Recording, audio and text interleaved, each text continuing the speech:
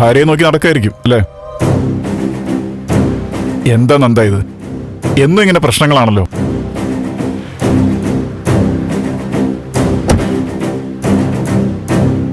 ഞാനും ഭാര്യയും തമ്മിൽ ഒരു പ്രശ്നവുമില്ല.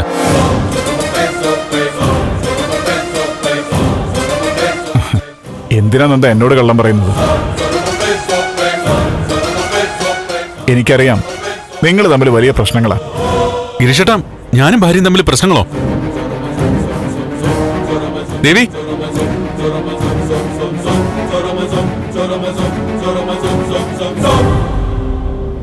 വാ.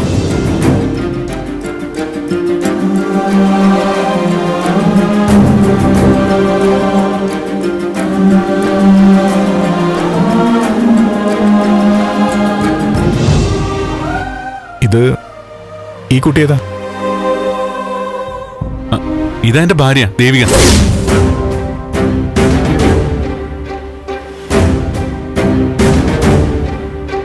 അപ്പോ മീരയോ?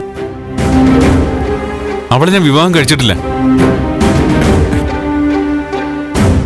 അമ്മയും മീരയുടെ അച്ഛനും അമ്മയും എന്നോട് ചോദിക്കാതെ തീരുമാനിച്ച വിവാഹ. സത്യമാണോ നന്ദൻ പറയുന്നത്?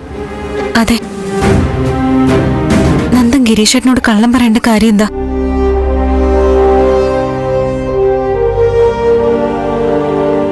മീര എന്നെ കല്യാണം കഴിക്കണമെന്ന് പറഞ്ഞോണ്ട് നടക്കുന്ന കുട്ടിയാ.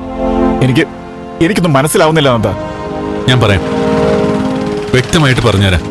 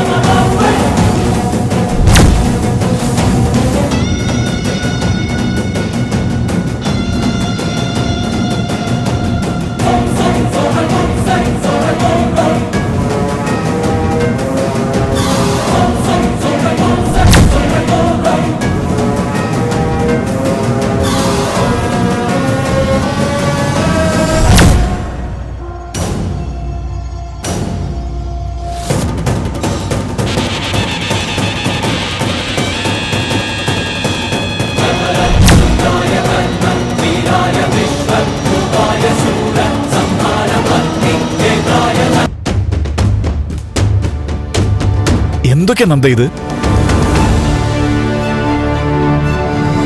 അപ്പൊ ഇതുമായിട്ട് ബന്ധപ്പെട്ടാണല്ലേ അന്നത്തെ ആത്മഹത്യാ ശ്രമം? എത്രയും പെട്ടെന്ന് പ്രശ്നം സോൾവ് ചെയ്യണം ദേവിക. നിങ്ങൾ ആലോചിച്ച് പെട്ടെന്ന് തന്നെ ഒരു പരിഹാരം കണ്ടെത്തണം. ഓരോ ദിവസവും ഞങ്ങൾ തീരുമാനിക്കും ഇന്ന് പറയണോന്ന്. പക്ഷെ നടക്കാറില്ല. ഇന്ന് തന്നെ മീര ചെയ്തത് കണ്ടില്ലേ? എന്താ വീട്ടിൽ നടന്നത്? മീര ദേവിയെ കണ്ടു, അത് തന്നെ.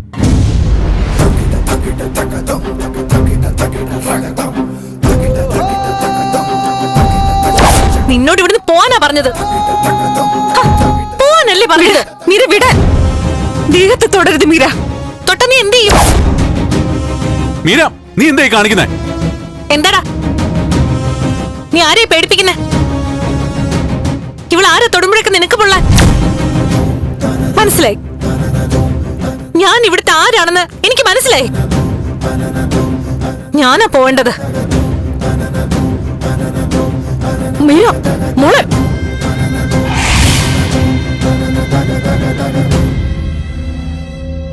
എന്തായാലും മീരയെ കണ്ടുപിടിക്കാൻ നിങ്ങൾ ഇനി ബുദ്ധിമുട്ടണ്ട.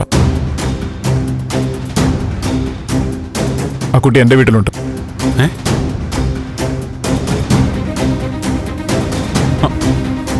ആണോ ഗിരീഷേട്ടൻ? സത്യമാണോ? അവിചാരിതമായി റോഡിൽ വെച്ച് കണ്ടതാ. വീട്ടില് എന്തോ ഇഷ്യൂ എന്ന് മാത്രമേ എന്നോട് പറഞ്ഞുള്ളൂ. ഇത് നന്ദനും ദേവികയും സത്യമായിട്ട് ഇക്കാര്യം എനിക്ക് അറിയില്ലായിരുന്നു കേട്ടോ. ഇനി അവളെ തിരയെ ഒരിടവും ഇല്ല. പോലീസിനെ അറിയിക്കാന്ന് പറഞ്ഞ് തിരികെ പോകുമ്പോഴാ ഗിരീഷേട്ടനെ കണ്ടത്. എന്തായാലും മീര ഗിരീഷേട്ടന്റെ വീട്ടിലുണ്ടെന്ന് അറിഞ്ഞതിൽ ആശ്വാസം. ഇടയ്ക്ക് നന്ദനെ വിളിക്കാൻ ഞാൻ ശ്രമിച്ചതാ, മീരയെ തടഞ്ഞത്. എന്റെ ഫോൺ വരെ അവൾ വാങ്ങി വെച്ചു, നിങ്ങളാരെയും വിളിക്കാതിരിക്കാൻ.